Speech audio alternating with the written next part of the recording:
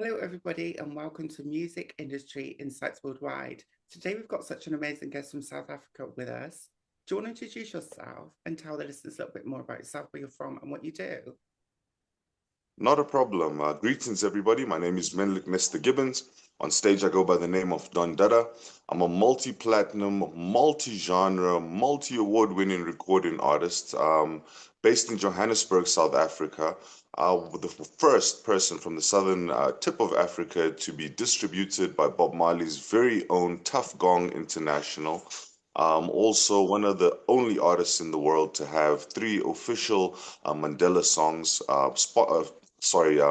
followed by the Mandela Foundation. So that's a beautiful thing as well. I'm a Oh, podcast host. I'm also a radio host. And I'm also just a newly invited voting member of the recording industry, otherwise known as the Grammys. So a whole lot of different hats that I wear. yeah, there's some competition. Well, it's not even competition, but it's nice to meet someone that has the same kind of accolades as me. It's really, really nice, actually. And well done for being such a Thank, big hope to so many people, that they can thank look up to and for doing good causes. So tell us a little bit more about how you got into music and what do you represent? Well, music is something that was a calling for me, I would say, from the age of 13. So I knew from very young that I would be involved in music. At 13, I made my first professional release. It came out in South Africa on a magazine called Hype Magazine. It's a hip hop magazine. At the time, they were only putting artists that were signed to major record labels. I wasn't. And so they created a segment for me entitled The King of the Bedroom, which became a legendary segment throughout the magazine's history after that. From there, I went and I studied music at the Academy of Sound Engineering, which is one of the most prestigious sound engineering schools in South Africa. Once I had completed my studies, I started up my own company, Rough Cut Studios, with my father, and proceeded with my next release, which was Avant-Garde, my first album, followed swiftly by my multi-platinum song, Viva Mandela. And it's just been a snowball of activity since then. So involved in music from very young. And the people that I represent, well, I like to believe that I represent everybody. I feel that music doesn't have boundaries. Music is made for everyone, especially coming from a place like South Africa that went through such a strong history of apartheid and oppression. I would hate to segregate, to cut anyone off from my music. So my music is for everyone. I love that actually, and that's something that I'm fighting for over here in the UK. I think we have a lot of segregation still. People think we live in a society where everyone's open, it's free. We're often boxed into places that we don't always belong. So, how have you dealt with that, and how have you overcome some of those challenges? Well, when you look at the genre that I'm most active in, which is reggae music is the rebel music and it's a fighting music. And most importantly, it's a music that inspired and helped our freedom fighters get through the struggle of apartheid. It was a music that they listened to for inspiration, motivation, and a music that they also listened to when they were with their women at home. And it was also a band music. So it wasn't something you could easily listen to. It was listened to under beds or in hushed corners. It was quite a romanticized genre, if you would say. Now, if you fast forward time, reggae music has kind of been pushed to the wayside. I guess the message is deemed as not being necessary anymore by those higher up, and so reggae has not been receiving its due respect. I would say that we've worked so hard for. It's no longer on the major platforms. Luckily, we have the South African Music Awards, which has now just most recently been honoring the reggae practitioners. So that's a beautiful thing. But for the most part, we have to fight to survive and fight to get shows. So it's a real struggle. But I think it becomes a thing of passion, knowing that this is what I want to do. I love what I'm trying to do, and also believing in the message that you're delivering. Reggae music is one of those musics that's a moral regenerator.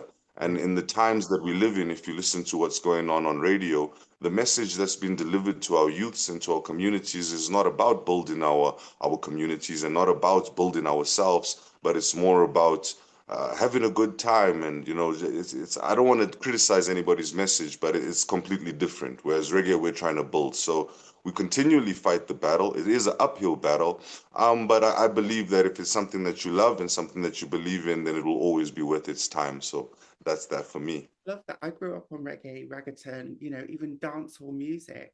There's been a lot of shifts in the music industry, and it's moved more to Afro beats now. So Yeah. is there that balance? Is that kind of compromised? Is that like a tug of war, or should that always have been there in the first place?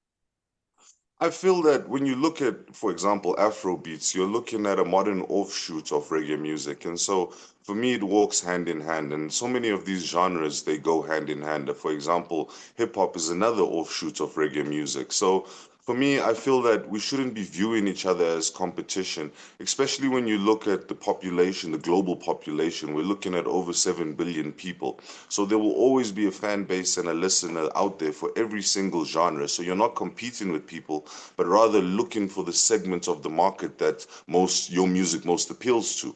I feel that at times in the rat race of life, we get kind of lost in this, and we look at it as being competitive and threatening and people trying to take our position. But in reality, the world is big enough for all of us to thrive. So I feel Absolutely. that we should be walking hand in hand. Yeah. Absolutely, but not everyone's open to change. And those people in power also struggle to let go of power at times, as you already know. I'm sure you know that as well. And I think it's not about the authentic people, it's about a power struggle. And that's not from the lower levels, that's the higher levels. Do you see where I'm coming from? So sometimes I think, yeah, we have got creativity, we are working together, but do we get the funding? Do we get the support? Do we get the equipment? And I'm sure you're aware of all that stuff as well. So how do you find it being in a country like South Africa for development, for support, for funding? Is the government good on that stuff? Well, we have the Department of Arts and Culture, where we have people such as the Minister, Gayton McKenzie, who has been trying his best to revamp the system. But for me, when you look at these type of departments, it's a double-edged sword because the minister is often rotated, and therefore his changes are usually repealed, or some of the bad ones are usually kept. So it's a very difficult situation. But Yeah. change in those type of institutions has to happen throughout the entire institution and not just the minister being changed. And it's very rare that you see sweeping changes happening across it. And so you do find great instances of corruption, and you do find a lot of frustration going on, people not being supported, so many things happening. Great artists that have won awards and globally acclaimed, passing away in poverty. So we do have instances of that, which I'm sure happens everywhere else in the world. Um, it's difficult because as well, I continue to preach as well that we should not rely on the government so much to carry our careers, because the government is not concerned about us.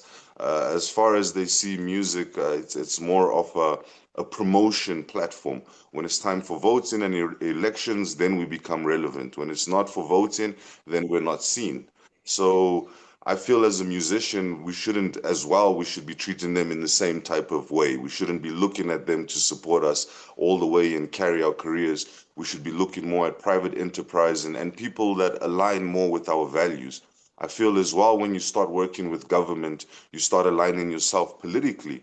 And as a musician, if you believe your music is for everybody, Right? then you shouldn't be choosing a political party. So it's a difficult one. And this is a struggle that I face in the UK actually, because it's very politicized, as you would know at the moment. I'm sure you've heard about it. There's a lot of things going on, but I think that has an impact on what people believe, what people think, what people see, and who gets supported on that and that a political agenda. Now, I've always said music is an art. It should never be politicized, but there is parts of art that are political that can drive political change in a good way if you use it in the right ways, right? Yeah. So what's No, your of course, I believe that 100%. You have arts that can invoke such powerful messages that promotes change in a positive way. But as I say, when you're doing such a thing, it has to be done in a conscious and a gentle way, because you're not trying to disrupt the system or burn down the city. That's not your aim. You're no, trying to create something better for everybody that's around you.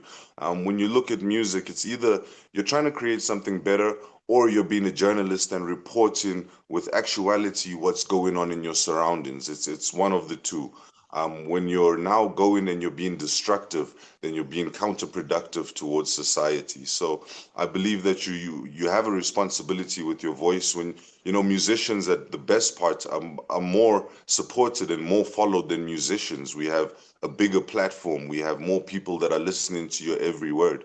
And so with that comes the responsibility of directing them in the correct manner, having them thinking in the correct manner, and having them trying to conduct themselves in a correct manner. You cannot make people act anyway, but you can try and direct them. So I feel that as an artist, we do have certain responsibilities, but aligning with the political parties is definitely not one of them, because political parties' aims and ambitions, for the most, don't align with what you're trying to do as an artist. Exactly that. I really appreciate your insight on that one. Thank you for sharing that.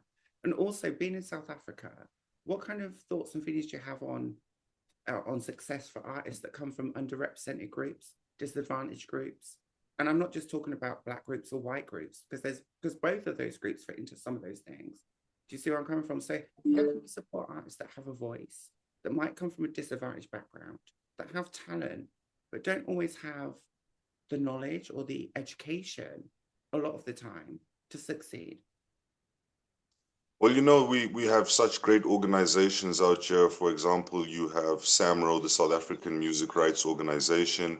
You have CAPASO, which is the composers organization for music writers and so on. And all of these different organizations continuously hold workshops and different types of mobilizations aimed at educating artists in underprivileged areas, from underprivileged backgrounds, whatever it may be. So I must commend the attempts that are made within the nation to try and educate artists that don't know how to get their careers going. One of the main critics that I could have is that a lot of these workshops are not very well publicized. So unless you're really in the loop and know people that are attending these things, it's very difficult to find out when it's going on and to attend them. So one of the things that they really need to do is get themselves more public with it. But when you look at this nation, I mean, we're quite a diverse nation. You're talking about 11 official languages, so many different ethnic groups and tribes. So many different people. So it's a beautiful melting pot of culture.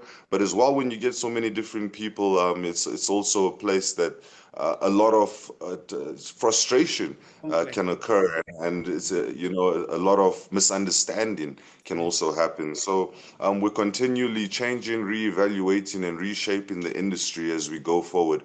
But I always like to remind people that as a nation, South Africa is very young, only receiving our democracy in 1994. So as a nation, I'm actually older than South Africa, and so the strides that we've made in that time, it's quite brilliant. It's remarkable. But of course, you would not be able to continue making great strides if you don't point out what the problems are. So I hope we continue to point out the problems, rectify the problems. But I also hope that at times we stand and pat ourselves on the back for the little bit of good that we may have done here and there, because it's always good to remind yourself that you've done something good as well. You're a shining beacon of light, and continue the work you're doing, Don Dada, because I think it's absolutely great. I just want to ask you as well, like, do you think age and cultural differences, obviously you're in a diverse community like what I live in, and I don't live in a world where I'm just with solely my community. I mingle, I mix, I go out and I meet different people. Do you think often, especially in music, that, oh, you're from here, so you go over here? Do you find that struggle over there in South Africa as well? It depends. Certain genres you could really see it like that. I know that, for example, there's a genre called lang arm. Lang arm is an Afrikaans genre, Okay. and I think that when you look at those type of things, it's more to do with the language. A lot of people may not understand the language. They're not immersed in the culture, and so you'd find that it's more a music that's played by the Afrikaans community. where there's nothing wrong with that. But I do feel that when you look at major events that go on around the city, it's well supported by people from every walk of life, which is a beautiful thing to see.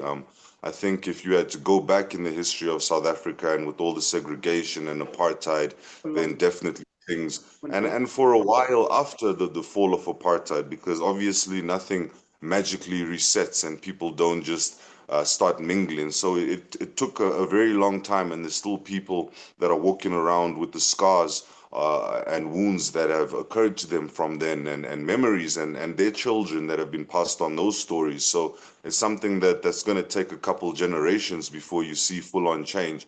But for what we've been through to where we are today, as I say, it's a very beautiful it's a very beautiful country, a very well mixed country. If you listen to radio, you'll hear music from every ethnicity group. Everyone is represented.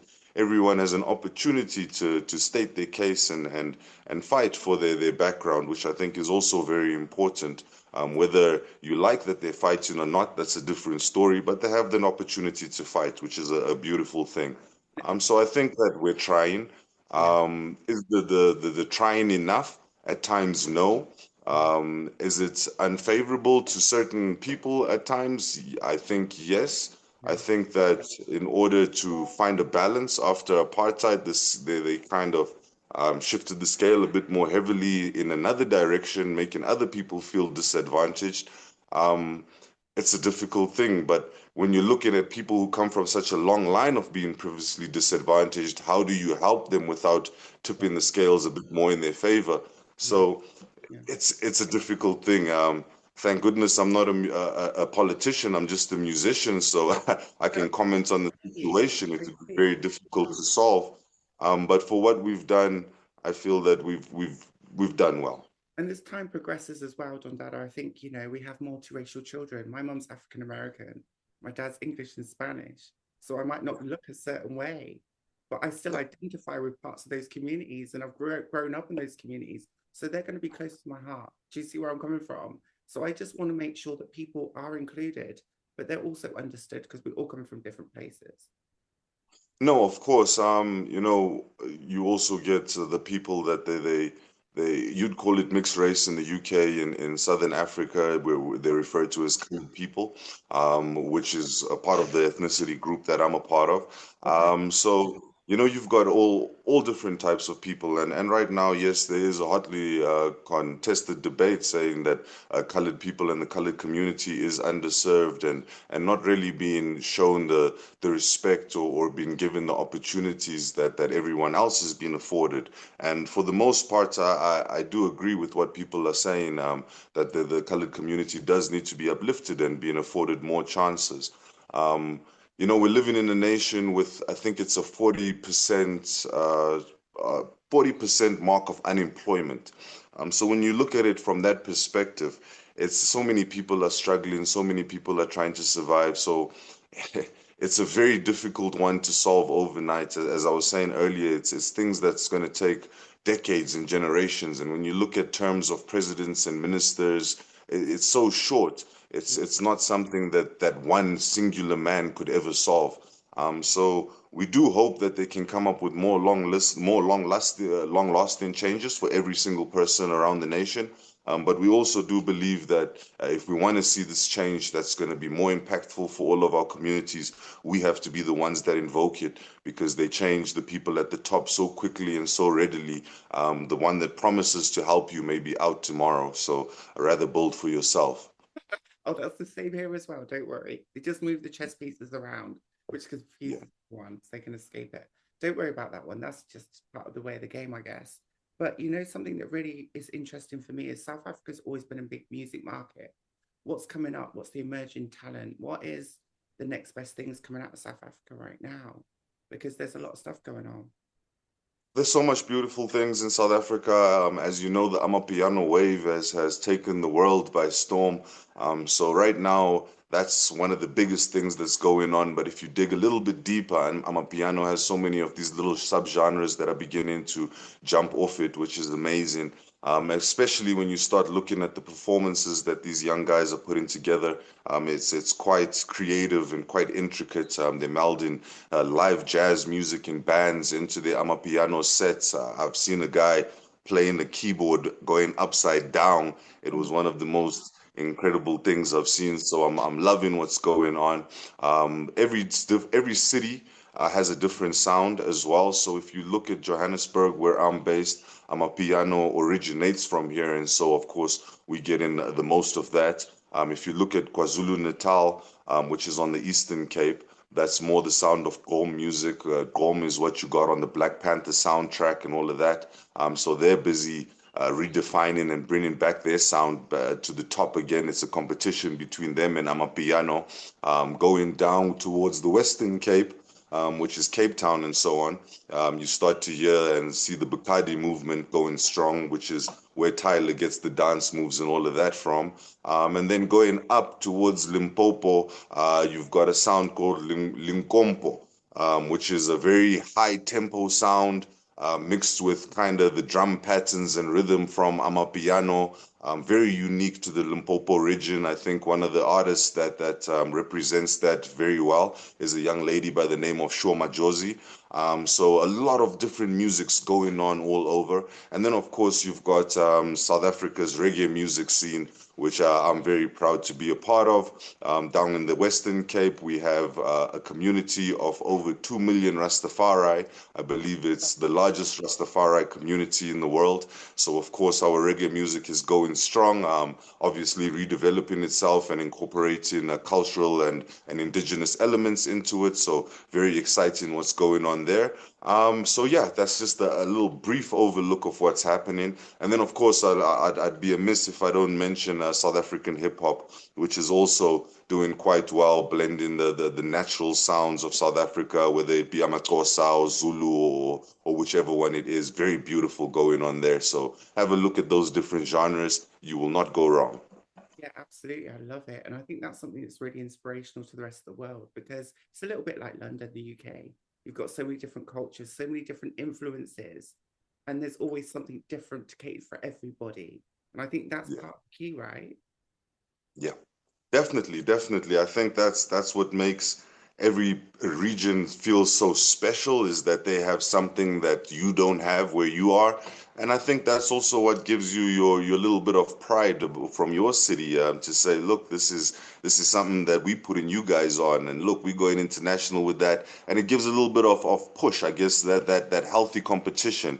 If you're seeing that they're doing well, you want to push yours to do well, and it starts to raise the entire industry. So it's a beautiful thing to see. And as well as I was talking about unemployment in this nation and having such a high level, the music industry is definitely one of the industries that can help to alleviate that. So Yeah. many people survive from the shows, so many people stage hands, production behind the scenes. So definitely it's something that's really helping and contributing to the GDP and to the economy of South Africa and also to the mental well-being of the entire nation. Music just makes you feel good. It certainly does. And do you know what? I lived in North Africa, not South Africa, but I would love to visit.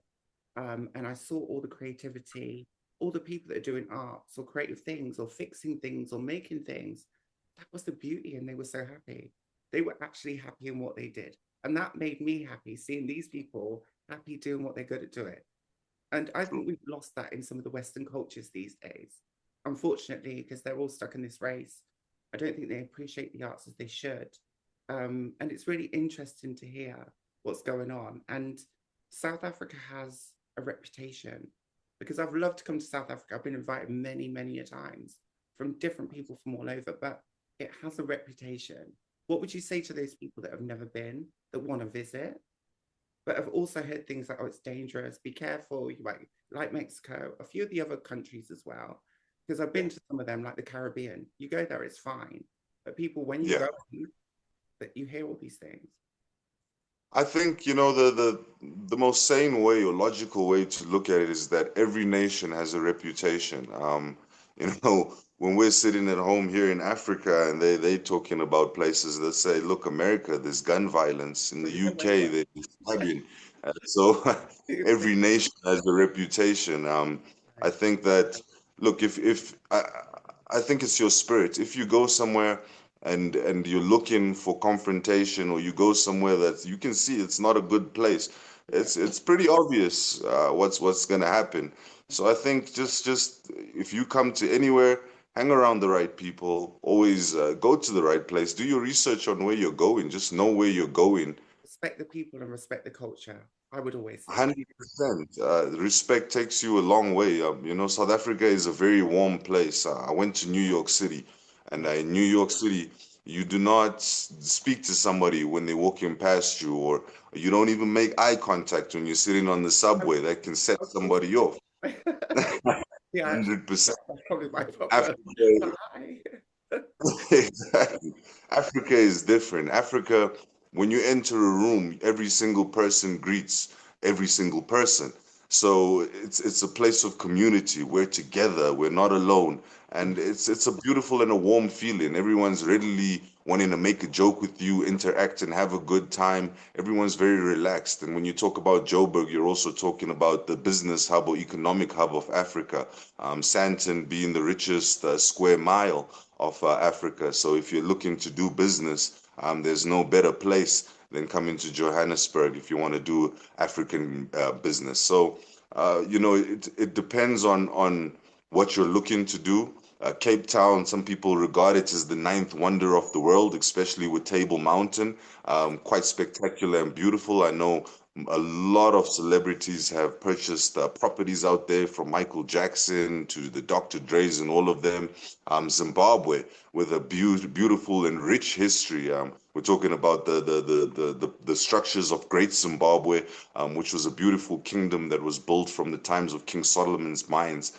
Very historic and biblical. So a great walkthrough for anyone who's never been, all the way up to Lake Victoria with the Victoria Falls.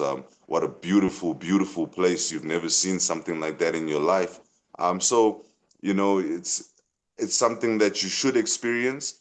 But I do understand if you believe stories that put you off it. But I just want you to understand that we've heard stories of other places too. So nowhere in the world is safe. There's crime everywhere. Wherever you're sitting, it's the same as just sitting right here. So come through and enjoy the weather. It's beautiful. It's actually summer. I think I'm gonna have to do that because you know what, sometimes in every country I've been to where I've heard that, it's never been true. And I say to people all the time, don't listen to what people tell you, just go and see for yourself. As long as you Yeah, have the right manners, the morals, respect is the main thing. Now tell yeah. us what you got coming up, Don Dada. You've got some music coming out. What's your projects? What's going on with you? I've just released a EP. It goes by the name of Forward We Continue. Yeah. It's 6 tracks, and it's a great introduction that's leading to a bigger body of work. It's available on all digital platforms, whether Spotify, Deezer, YouTube Music. It's on all of them. Like I say, it's the first part of a larger journey. My previous album was entitled The Heart and the Mind.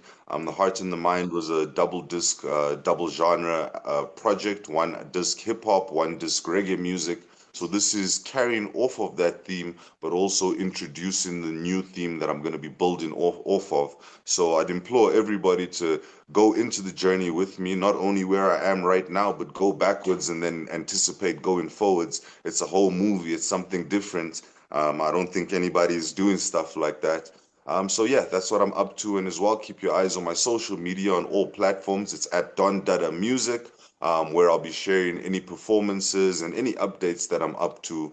So yeah, and of course, I want to thank you for your platform. This is also a beautiful thing. So whatever I'm doing, this is one of it right here. We're building community, but we're also collaborating. I think it's very, very important as well to collaborate, to connect, to build those meaningful relationships, but to give an insight onto inspiration, like you was talking about earlier. Without that inspiration, without that insight, without someone to look up to, I'm sure we've all struggled with that. Who do we aspire to be like? How can I be that person? And what I'm trying to do is bring that into an educational kind of podcast where people can say, do you know what? Don Dada can do it. I can do it. regardless. Do you see where I'm coming from? And it's about that. It's about being true to yourself, following your heart, and being real. So I love that very much. Thank you so much. What a pleasure it's been, and informative as well, learning from you. So I think we amazing all learn moment. from each other. That's the beauty of life. And I will be coming to South Africa sometime soon. So I'm going to hit you up. I will leave all your links in the description. Have you got any music or major wins or successes that are coming out soon that you want to share with the listeners? Definitely. Well, I've obviously been nominated for the best reggae album at this up and Hey, coming South African Music Awards. So big please time. keep an eye on that. Go on social media, tag the pages, Summers, and drop a like. Don Dada for the summer. You know what I'm saying? It's a Yeah, beautiful love thing. it. Oh, that's nice. Of course, there's the RISA portals, excuse me, which is the recording industry of South Africa. They're also part of the summer, so support me through there as well. I'm also submitted my work for the up and coming Grammys. So to anybody out there that's also part of the Grammy voting committee, please have a look at the work for your Yeah, consideration they're awesome. going forward. Continue. It's a beautiful thing right there. And yeah, the shows, as I was saying, oh, as well as receiving the most influential artist for 2025. What a beautiful recognition that was. Thank you to Big M, following up from being the most influential artist of 2024, as well as being on the movie soundtrack for a beautiful South African grown production. It's entitled Cop and a Half. For all of you that want to go and see it, it's a great buddy cop comedy, South African version of Bad Boys. It's available on Amazon International Store. Go ahead, get yourself the download. Don Dada right there on the soundtrack. It's a beautiful thing. You'll send me all the other links that I need. So send me those. I'll I leave them in the description. Thank you ever so much. Keep up the amazing work. When you're in London, hit me up. I am coming to South Africa at some point. Have to. How could I not? Can't wait to see the wildlife as well as the music and the culture, because I think there's a whole mixture of things going on there. I very, very much respect, and the history. Keep up the amazing work, and in your light. You know, keep smiling, keep bringing out some amazing art. Thank you so much. blessed love. So play Appreciate blessed love to you too. Ciao. There we go.